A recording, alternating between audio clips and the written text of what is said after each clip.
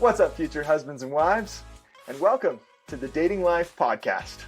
I'm Nate J. Clark, your Latter-day Saint dating coach, and I'm here to talk dating on the road to eternal marriage. Anna Tibbitts, welcome. I'm so glad to have you. Thanks for being on. How are you doing? Hi, I'm so good. Thank you so much for having me. I'm so excited to do this episode. I can't think of many people that I feel like are going to do a better job than Anna Tibbitts with not only your experience in dating, but also your experience with your own podcast and how much crossover there is. So that's going to be fun to dive into. Just to start things off, you want to tell us a little bit about yourself? Yeah, totally. So my name is Anna Tibbitts. I'm from Morgan, Utah, very small town, Utah. Right now I'm working as a marketing director at Utah Valley University. So I'm doing that currently. And I'm 26. I turned 27 this month, actually. Very exciting. And as far as the Let's dating goes, go. I feel like I've really done my time with dating. I've dated quite a bit. Not super heavy on the relationship dating side, but as far as like dates and like I don't know, what are the kids calling it? Situationships, flings, whatever that is. I've served quite a bit of time there. Um, so yeah, and I'm single currently. Right now I'm single. And yeah, I guess just like single and dating right now. So Awesome. And will you tell us a little bit about your podcast? It's something that I believe in and I want people to be able to look up if they're interested. yes, totally. So I do a podcast with my business partner and friend. It's called Popping Perfectionism. And it's all about what perfectionism is, how to identify it and recognize it, why it's harmful, and then really helpful ways to be able to combat it. And I mean, I don't know if perfectionism can ever truly be reversed, but to really be able to dilute it in your life so it can stop hindering the way that you function. And a lot of people think that perfectionism, it's a certain thing. It's, someone has to have perfect handwriting or someone who's OCD or things like that. But we've had a lot of people listen to our podcast and come back to us and tell us, oh, I didn't realize I struggled with this. I didn't realize this was perfectionism. And so, especially with dating, I mean, we have a whole season just on romantic relationships and perfectionism because of Awesome. this. It comes up a lot. So, yeah, called Popping Perfectionism. It's anywhere you stream podcasts. So, And it's in the top 5% of all podcasts listened to, I just found out. So big yes. plug there. So cool. Yeah. While we're on the topic, just for a second, I remember being on my mission in Nicaragua and having struggled with some perfectionism and kind of like beginning to realize it. For me, it was like, I don't want to do anything unless I can do it 100% all the way and be perfect at it. I don't really want to like use things unless they're going to be perfect for what I need, right? And it Mhm. wasn't until my mission in Nicaragua in 2013 and 2014 toward the end when I had seen God use enough imperfect and sometimes frankly awkward, uncomfortable situations to share the gospel that I was like, wait a second, God's not a perfectionist. He's perfect, but he uses imperfect things all the time. So if he's Yes. not, why should I be? Because I can't tell you how many like just really uncomfy conversations I've had with people, in the street on my mission that ended up leading us to someone who was ready to receive the gospel, right? Mhm. Yeah. So anyway, that's a part of my paradigm in that realm, and that aha moment for me really kind of started me off on a journey to do a little bit better and not stressing so much about things being flawless, but to see the value in them instead. So Totally. yeah, Yeah, fun that topic. is right on. I was gonna say that's like right on the nose. That's exactly what perfectionism is. So I'm glad that you've been able to also kind of see it in your life and start to be aware of it. That's great. Yeah, yeah. Well, I'm excited, Anna. I'm excited to hear the principles that you've been thinking about, that you've learned in your dating life. How many do you have for us today? I have three. I Three. have Great. three. Yes, three. Do you want to list those for us, and then you can dive into the first one and kind of explain it? Yes. Yes. Okay. So the three principles of dating that I'm sharing with you today. First one, you never fall out of love with someone, you just stop serving them. Ooh. Second one, I know, right? Second one is sin is the result of deep unmet needs. And the third one is trying to win yourself over works better every time. Just taking a couple And notes here. oh no, that's What was great. That's the great. third one again? The third one was trying to win yourself over works better every time. I'm excited to hear more about all three of those, but that last one, I'm intrigued. I'm like, ooh, what does that mean? Um, so, okay, cool. We'll take it away with number one then. Amazing. Okay, so the first one, you never fall out of love with someone, you just stop serving them. That's something my dad always said to me growing up. And I grew up in a pretty like strict house when it came to dating, especially. And so I never really applied this to dating growing up because I was allowed to go on dates, but like I never dated anyone, right? Like I never cuddled with anyone, I never kissed anyone. Like I just was not I would just go on dates and that was it. And so I didn't really start seriously dating until I was probably in my 20s. And my dad would just always say this to me growing up. He's like, you never fall out of love with someone, you just stop serving them. And he talked about that in regards to his marriage to my mom, right? And I found that to be a principle in life in general because I mean, you think about any relationship you have in your life, if you serve that person, you're going to love them. Whether that's a romantic love or just love in general, you're going to. And with today, where divorce is such a common thing, almost more common than marriages that last, I feel like. I mean, I think so often people are like, oh, we just fell out of love with each other. It just stopped working. We just fell out of love. And well, I don't want to do a blanket statement. I do think that could happen, but I think often the service towards each other stops long before the love does, and that choosing to love someone is choosing to serve them. And so I can't say that I've ever been in love, at least reciprocated love. Like I've never been with someone where we're both like in love with each other. But I do know that, I mean, there's guys that I've dated where, we've been involved with each other, and the times that I have felt less love towards them or felt less, whatever towards them is when I've started thinking very selfishly and when I've started thinking about myself. And stopped serving them basically, right? And started viewing this relationship as what can I get out of this relationship and what is this doing for me, rather than okay, how can I serve this guy and help him. And so that one, I don't have a specific guy or situation with that. That's just happened to me multiple times. So that's a little bit more into that first one. Yeah, that's so interesting. I love that. Parents give such good dating advice, and sometimes we don't realize that until we've, kind of experienced dating for a couple of years, and then we're like, oh, that was such good advice. I didn't think so before. And so, yeah, I love that that's something you've held on to, and it's interesting because the word fall out of love, I feel like it can it can either be really deceiving, but it can also be kind of true to character because in my mind, typically a fall, if someone's going to fall off something or trip and fall, it's going to be an accident, right? And in that way, I think Mm-hmm. it's deceiving. I don't think we accidentally stop loving someone.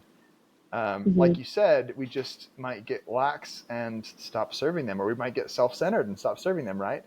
But to fall is also a very passive word rather than being an active word.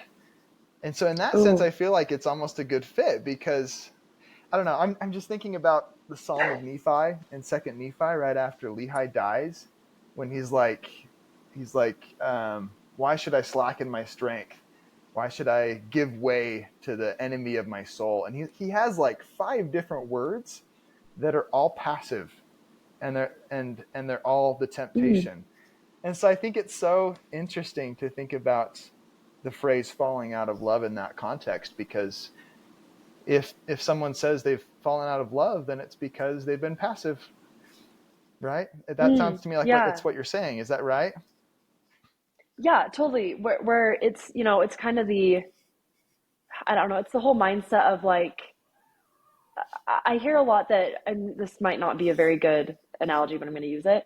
A lot of why I say, singles when they're dating, right, and they mess up physically, right? It's the whole Mm. no plan mindset where it's like, oh, well, we didn't have a plan to not, and so then it just happened, and it's like, but we didn't have a plan, and so it feels like that same vibe to me, where it's like we didn't make a plan, and so then whatever happened happened, and when Mm. you treat a relationship or a marriage like that, exactly what you're saying, if you're so passive about it, then yeah, whatever happens is going to happen. And I just don't think a relationship can really work if both people are approaching it passively.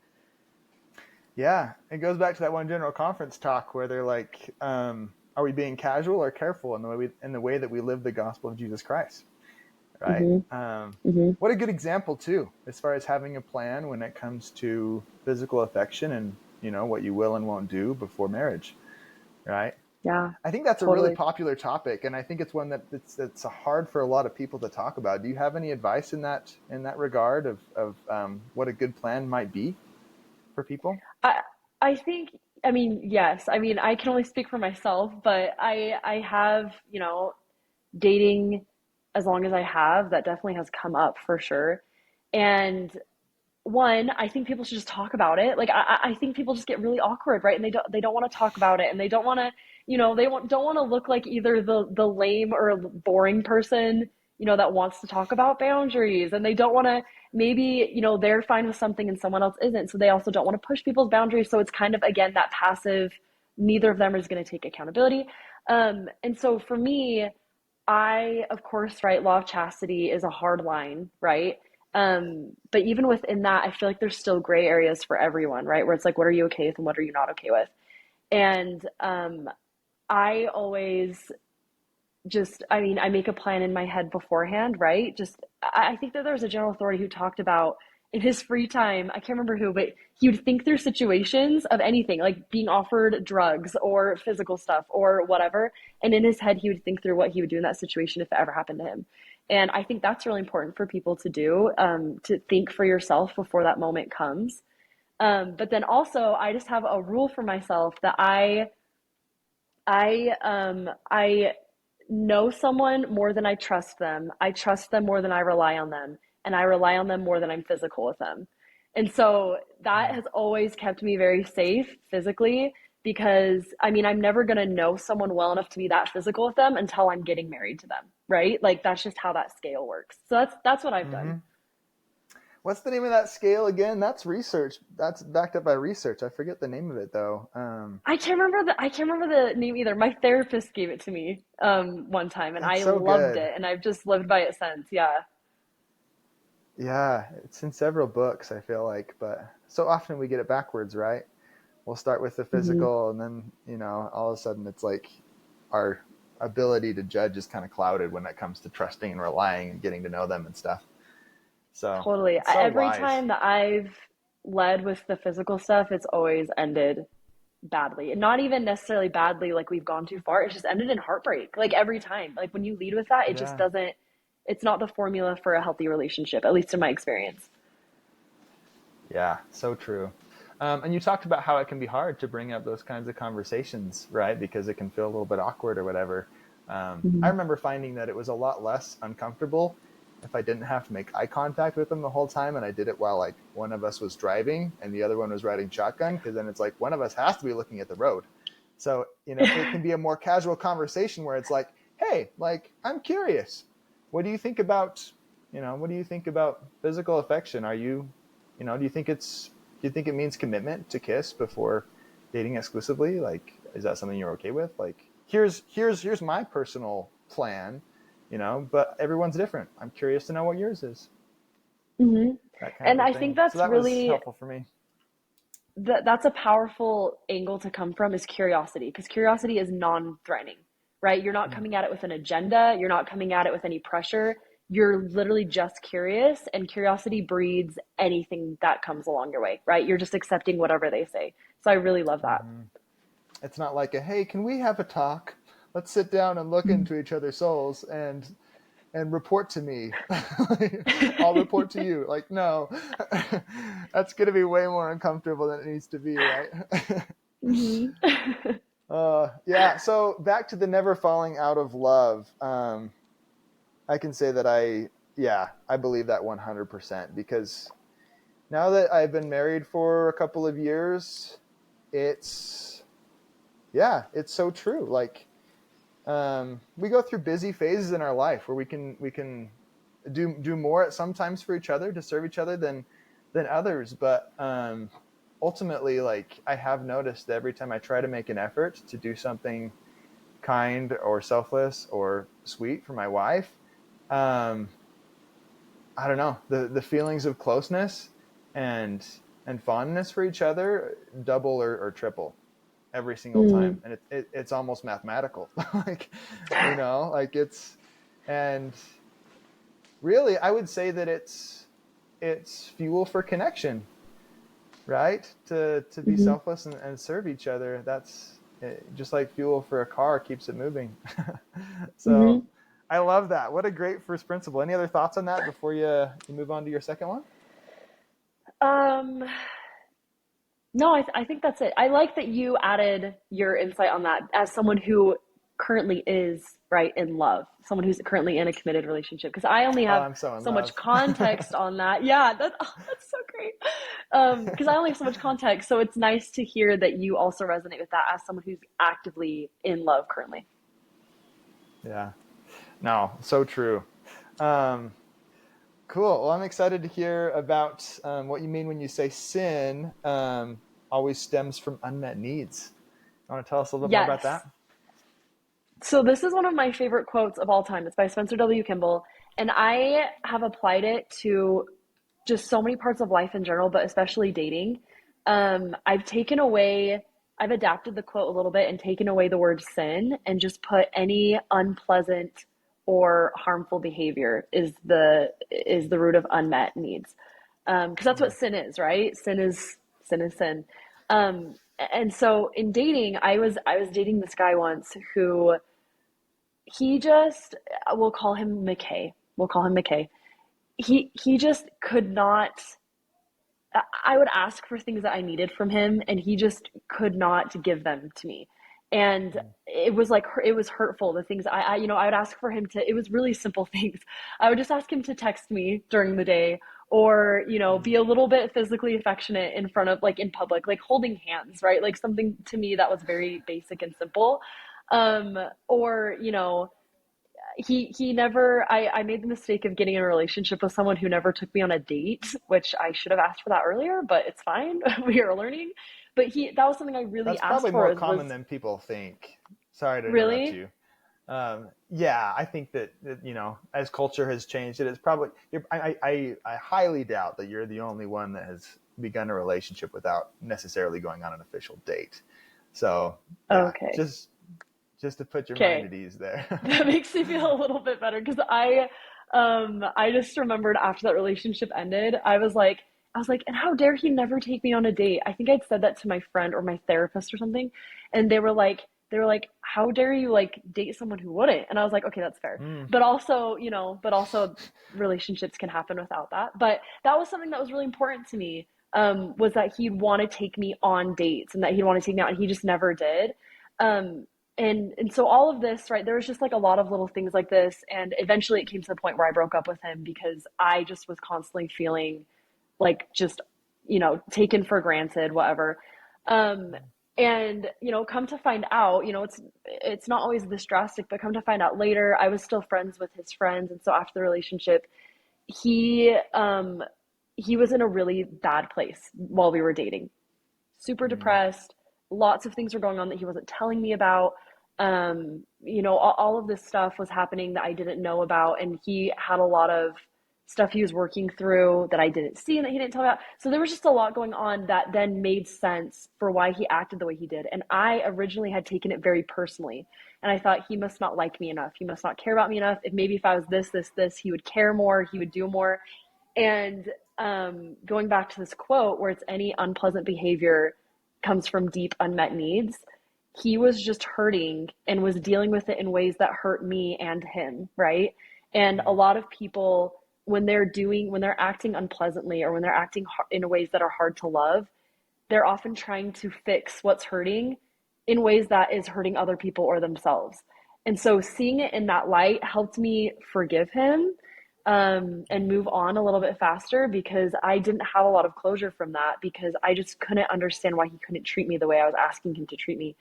And so that was one example, but I've used that in basically every relationship or situation I've been in, where if someone is acting in a way that you don't that is harmful or hurting, 10 times out of 10, I would say there's a need they have that's not being met, and they're trying to meet it in a harmful way.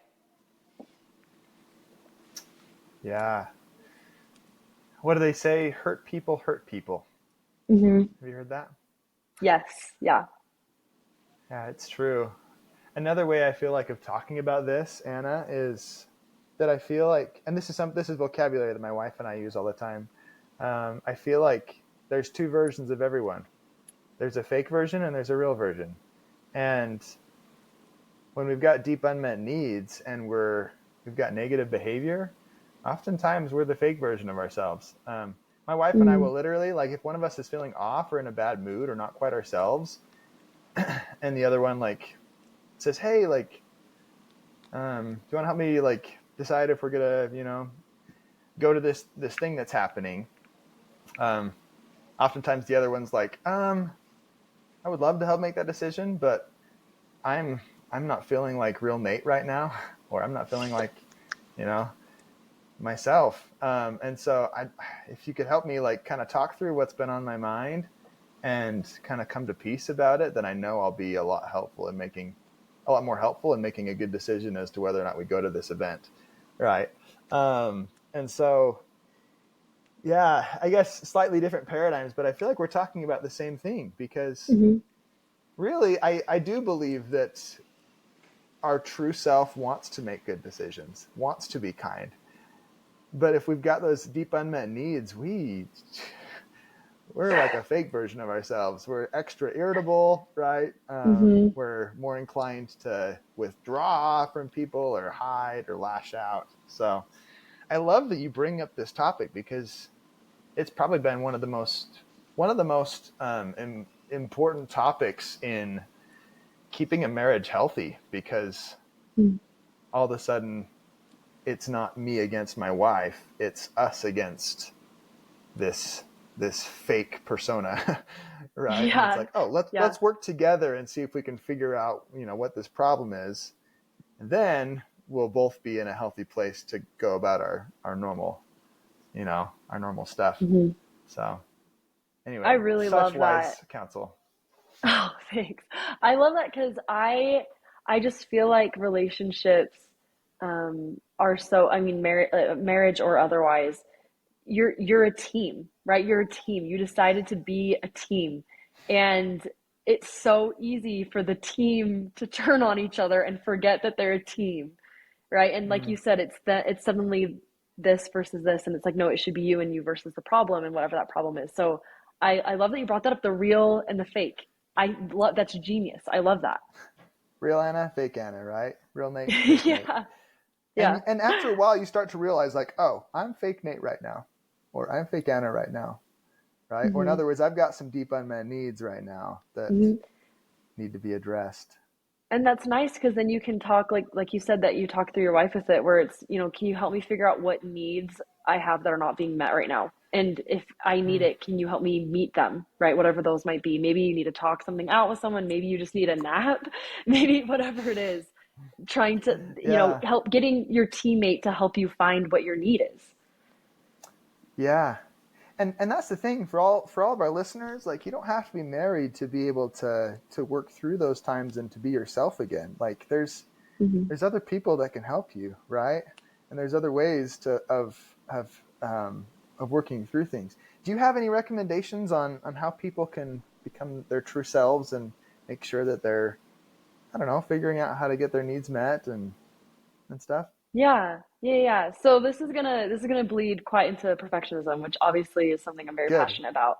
Let's go. Because a huge part of perfectionism is People pleasing is a big part of that. And when you're a people pleaser, you don't like to have needs. You don't like to express your needs. What you want to do is make sure everyone else likes you, right? And Mm.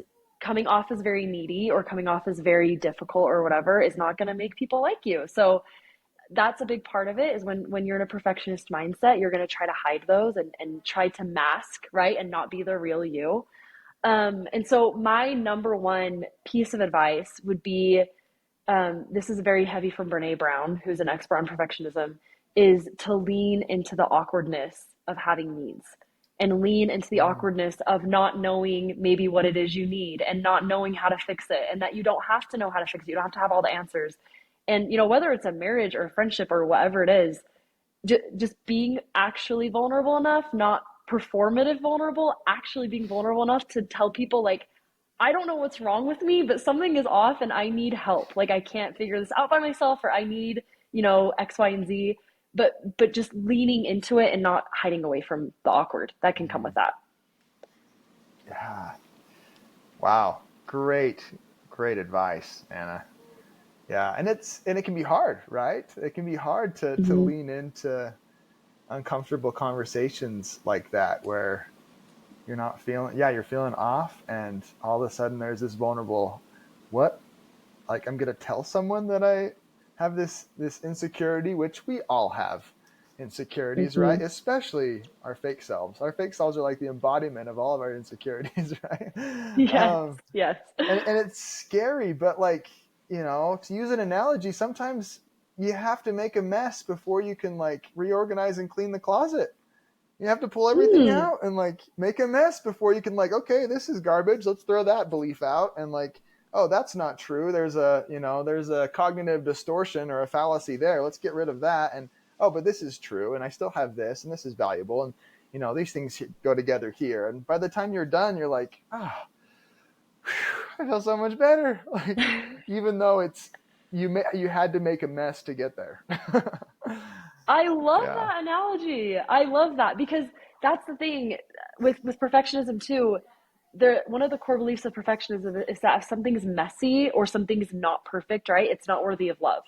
And that can be anything. Mm. That can be a relationship, that can be yourself, that can be your, the way you operate, whatever it is. And so I love that it's, sometimes you have to be messy to get it to work. And if you're always shying away from the mess, you're never going to get it to work. You're never going to be able to discern and figure out all of those things. I love that. Yeah. And going along with what you just said about, sometimes we tell ourselves, or we tell ourselves the story, to use a phrase from Brene Brown. We tell ourselves the story that, like you said, our imperfections aren't worthy of love. When in reality, the truth is, our perfections oftentimes are a big thing that make us lovable, because of the Mm-hmm. fact that when we're talking about receiving love from other flawed humans, they're not going to be able to connect with us if we're perceived to be flawless. They're not going to feel comfortable and at home necessarily with someone who seems to be, up here with no insecurities, when they're like, I'm a human. Like, I've Yes. got insecurities, but if, like you Yes. said, if we're both willing, if people are both willing to be vulnerable and say, hey, like, I'm real too, and I've got these insecurities, all of a sudden it becomes a catalyst for connection, and Mm-hmm. therefore being, worthy of love. Like, Mm-hmm. yeah. An analogy that we really love to use is puzzle pieces, how puzzle pieces fit together because each piece kind of has a piece missing, right? Each piece is not a perfect square. It either has something missing from it or it's jutting out on the side. And if you had Mm. two puzzle pieces that were perfect squares, they would look really nice next to each other, right? They would look like they fit next Mm. to each other, but they're not actually connected. And so I love that Mm. you just said that because you need failings and flaws and insecurities to actually connect with another puzzle piece slash human. Yeah. Wow. Good stuff. I'm excited about this episode, Anna. This has been so good so far already, and Good. we're I'm only so partway glad. into it. This has been awesome. I'm so Any other glad. thoughts on that second principle before we move on? No, that's all I got for that one.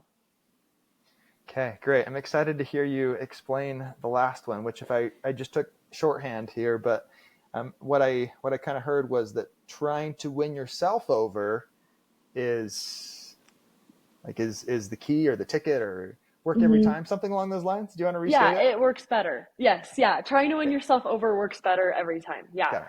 So I just dated a guy actually like a few months ago, a couple months ago. We were never like officially together, but we had a fling, whatever you want to call it. But he was the kind of guy where I was, I really thought very highly of him. And I don't know, I bet people can relate to this when you meet someone and you like them a lot and they're like an amazing person and it's like, okay, like the stars would have to align for us to ever have anything happen between us. And I was at a point in my life right then where I had been really focusing on me. And I know it's such a cliche, right? Like I'm focusing on me, but I really was. And I was really focusing on not being attached, right? And not being attached, not attaching meaning to things with guys and dating and not just really focusing on me. And that was the easiest situation I had ever like gotten into in the history of me dating. Like any other guy that I'd really, really liked and something had happened between us, I felt like I had to put in all of this effort and all this work and I had to almost connive things, right? And like construct things and make things happen. Because I was constantly trying to convince someone else to move in rather than making myself a nice place to live, if that makes sense. Mm. I was constantly trying to, convince these guys like you would love to be with me. I'm so great. Like let me prove it to you. And instead, for this one, I had already won myself over. I already had convinced and proven to myself I'm great. Like, and I know that I'm great, and I don't need someone else to agree with me for that to be true to me. That's already true.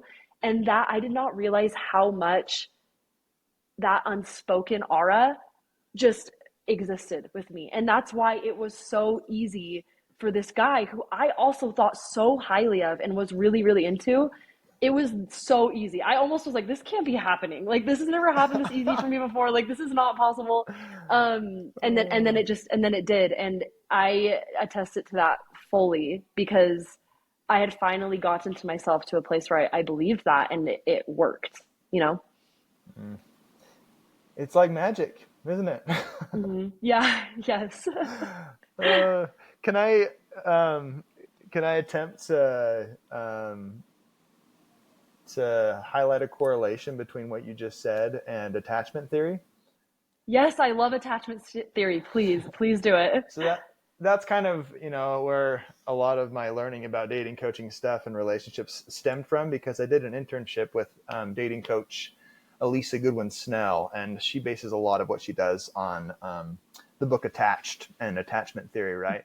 But to all of our Hmm. listeners out there who may have not heard about that, I explain it in more detail in my book that I'm about to publish. But there's a spectrum of different ways that people attach, right? So there's anxious on one side, which is kind of an extreme to one side. There's avoidant on the other, and right in the middle there's secure. And oftentimes these attachment styles can go all the way back to childhood, like and relationships with our parents and stuff. But to be brief, usually those that have an anxious attachment habit, because I don't believe that it's something permanent. I believe it's oftentimes a habit of thought and behavior Hmm. that we are fully capable of changing. What you just said proves it. But the anxious attachment habit typically is what you said. It's like the very proactive. It's can I get this relationship? Can I keep it? What else can I do to like figure it out? Right. Um, the sometimes so proactive that it doesn't quite provide enough space for the other person to like give a little, and to have a dance with equal parts on both sides, because one Hmm. person's like leading way too fast and way too strong. Right. And Yes. that's the habit that I had for a lot of my dating life. The avoidant side are those that are more like, do I want a relationship? Like, I kind of like, to have a fling now and again, but the commitment issues typically lie on this other side of the spectrum, right? They're not typically nearly as proactive. They're more, oftentimes they kind of have a little bit of a grudge against relationships. And so actually like having a real one is like kind of scary, because they Hmm. they don't they have some negative beliefs about relationships, whether that's because, their parents fought a lot, or they had some experiences that were negative or whatever, right? So those are the two ends of the spectrum. And right in the middle, there's something they call secure, right? Which you just described it. It's someone who has put their focus on what they do have control over, which is not, getting someone else to date them or whatever, but Mm-hmm. rather, trying to be the best person they can, and loving God, loving themselves, and trusting that a good relationship's going to come along, and trusting that they do have value, and hanging out there in the middle as much as we can, and choosing to develop those new habits of thoughts and actions.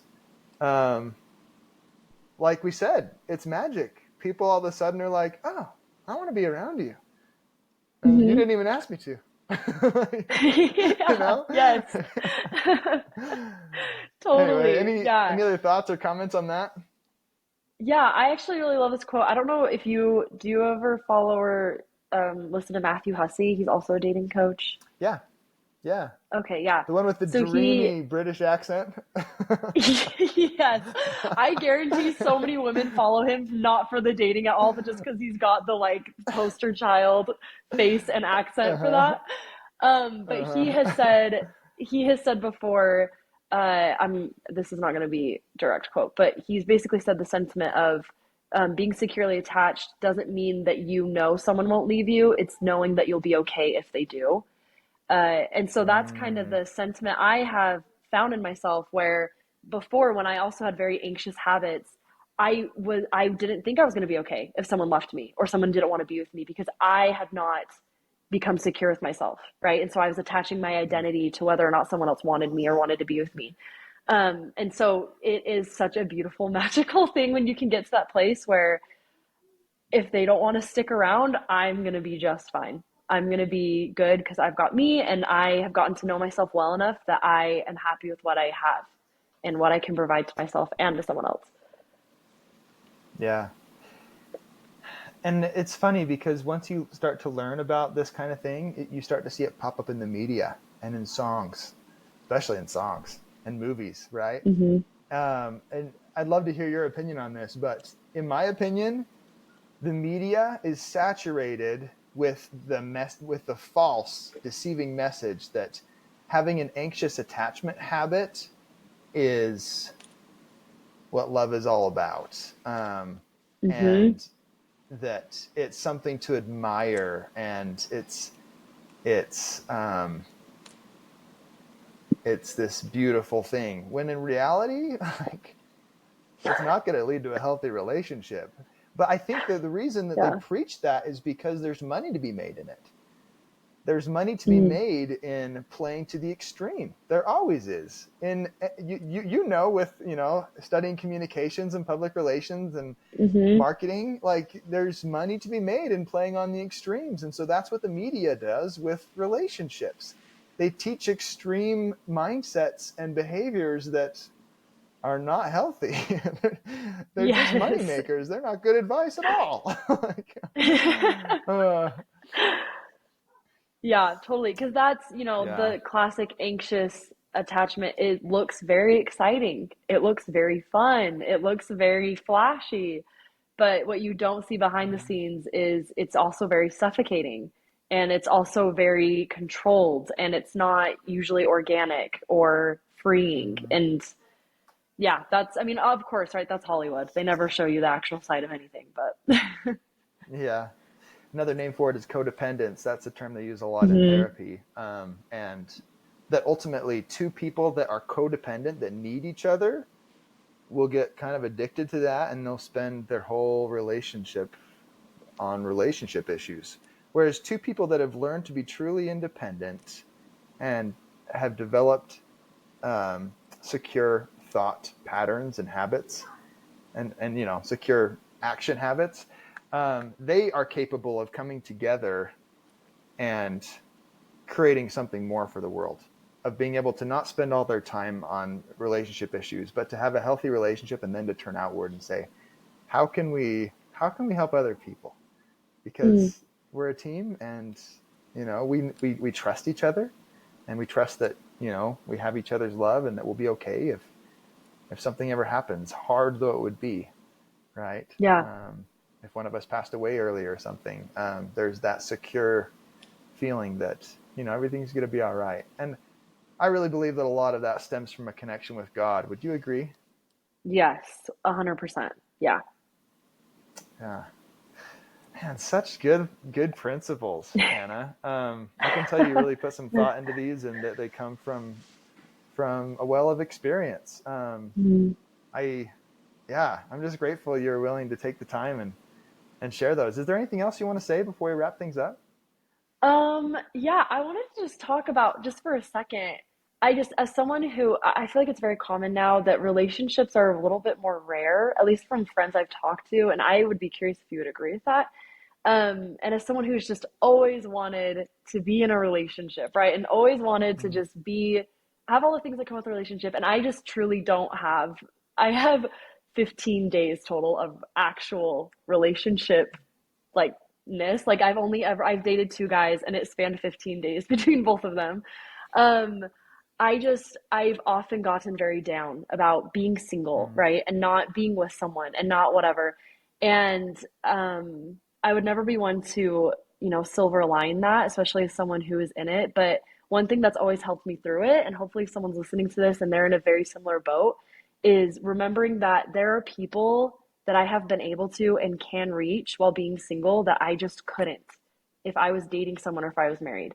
And, I'm not going to come out and be like, and that's why I'm not with someone. I have no idea. And like, I would never say that, God is ever preventing someone from being with someone else so that they could reach other people. But that has just really helped me put into perspective, like, okay, even though I'm not in a relationship right now, even though I want to be, or I'm not, whatever, there's people that I can reach right now that I couldn't if I was dating someone. And there's situations I'm going to be in that I wouldn't be in if I was dating someone. And how can I elevate those and magnify those rather than throwing like a pity party for myself? So I just wanted to put that in there because that just has helped me a lot. So, yes. Preach. Oh, yes. This is awesome. I'm so glad you brought this up. It's so true.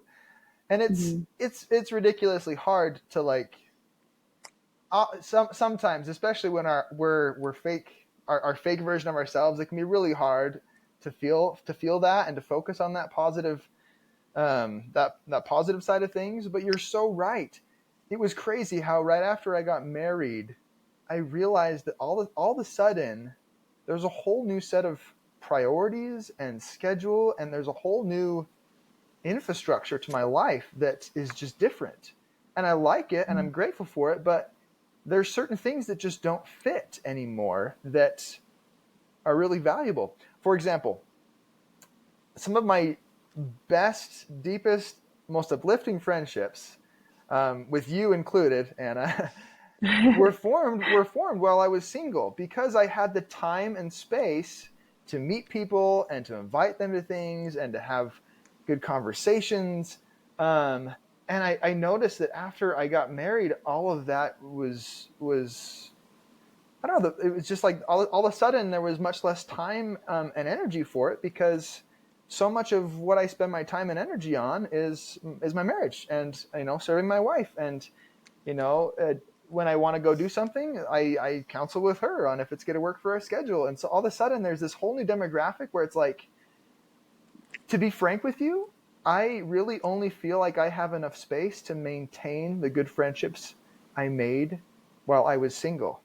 Like, yes, Mhm. I meet new people and I make new friends, but not nearly like when I was single. Like the Mhm. best I wouldn't trade the years of being single and the friendships I made for anything. Like so valuable to have the friendships I have now. And so I agree with you 100%. There are people that you can connect with and people you can really touch in significant ways while you're single, and you can really deepen friendships and make new friendships that will become deep friendships like you'll never be able to again after you Mhm. get married. And that's just one of many potential positives, right, of that stage of life and of being in that world for the time that one is. Um, Yeah. but there's also just the fact that it's an adventure and you don't know what's going to happen next, but like Yeah. your love story's next, Anna. Like that's exciting. Like you don't know who it's going to be, but you know, like your love, everyone loves a good love story and yours is next. Hmm. Like, and It's true. anyway, I agree with you. There's a lot more positive, I think, that than sometimes we notice Hmm. in that world. So Yeah, sorry to ramble on about totally. that for a second, but No, I man, loved oh. it. I loved it. Cool. Well, last question for you. Hmm. For all the guys that are listening, do you have any advice from the girls' perspective for all the guy Mm, listeners out there? that is a good question. Um, yes, I would say,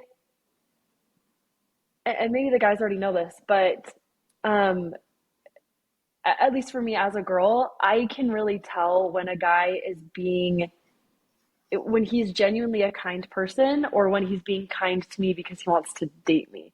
And that is a big Mm, tell. That is a really big tell for me. And if someone is worth my time and worth pursuing, in seeing how they interact with people who, seeing how they treat people that they can't get anything from is mm, very telling and a really big green flag or red flag depending. And just to be aware of that, I've just dated and seen my friends date enough guys who they are really kind and nice to the girl that they're dating or the girl that they're wanting to date, but then to people where they can't get anything from them, they're not as kind or as nice. And mm. that can be a lot more transparent, I think, than guys and girls too, right? That's not a gendered piece of advice, but just as someone who is dating men, that is something I look for very early on. So, Yeah, and so often, so often guys are the on the more proactive side with, asking girls on dates and things like that and kind of expressing interest initially, not that it has to be that way or anything like that or that it mm-hmm. always is, but in general, I think that's oftentimes the case. And so I think that your advice is spot on because, you know, um, I think that can be a temptation sometimes is to put on a facade or whatever, when in reality, like it's important to be kind to everyone and girls are going to notice. Yeah, and the guys that are genuinely nice and kind all the time to everyone, girls are also going to notice that. It might not lead to a relationship or whatever you want, but just know that like we see it and we also appreciate that. Like that's it's noted. Yeah, man, so good. I love that. Great advice. And for more great advice to all of our listeners, I'm going to be posting one of these podcast episodes every 2 weeks to a month, so it'll be at least once a month. And so you can get more great advice from awesome people like Anna. You can come back and re-listen to this one because you'll probably want to, as well as you can learn more about my services at my website, natejclark.podia.com. And if you want to come meet people at my events, we've got events happening every month as well. And you can learn about those by requesting to join the private Facebook group Connection Heights Events. So, little plug for those things if you want to stay connected with more great content like Anna's offered today, as well as meet more wonderful people and make new friends. So, Anna, thanks for being on today. Yeah, thank you. This was so fun. I loved it.